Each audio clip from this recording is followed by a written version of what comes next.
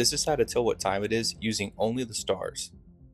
The first thing to note is Astronomy 101, the connection between the Big Dipper and the North Star. If you look at the little pan of the Big Dipper, there is a line that goes almost directly straight to the North Star. It's an easy way to find it. The North Star is not one of the brightest stars in the sky, but there's not a lot around it, so it's usually pretty easy. Now, there is a line that you can draw between these, and this is going to become the hour line of your Dipper clock. And this is the Dipper clock. So it is similar to our clock, except it runs counterclockwise, and that's because in the northern hemisphere, the stars move counterclockwise, and it has 24 hours instead of 12. So what you do is you line up this hour hand between the North Star and the Big Dipper, and you look approximately at the number that it's pointing at. In this case, it's right at 3, so we're going to go ahead and call this 3 o'clock Dipper time, and that's our first step. We have our Dipper time, which is 3, and now we move on to step 2.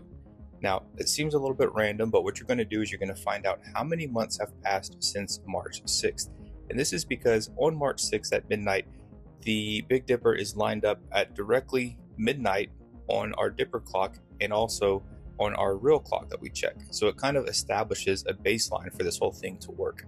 So what we do is we look at how long it's been since March 6th. In this case, we're going to go with May 6th, which is exactly 2 months. You could have a decimal here if you were off by a little bit, but we're going to make it simple here. So you get that number and then you multiply it by 2.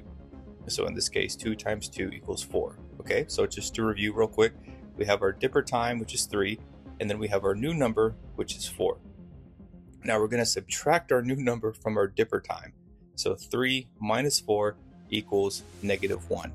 If you get a negative number like this, just immediately discard the negative, and all you care about is the number. So in this case, we're left with just the number 1. Now we're going to go ahead and subtract this number from 24. So 24 minus 1 gets you 23. If you are doing this during daylight savings time, you simply add 1 hour. So in this case, it's May, and it gives us 24. So 24 is midnight, and this means that on May 6, 2026, this is what the sky looks like at midnight. Typically, you should be about 30 to 50 minutes within the actual time for this to work.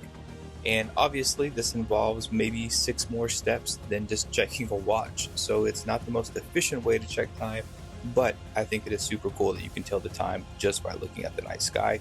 And if you want to learn more about getting into astronomy, be sure to follow Dark Sky Dispatch.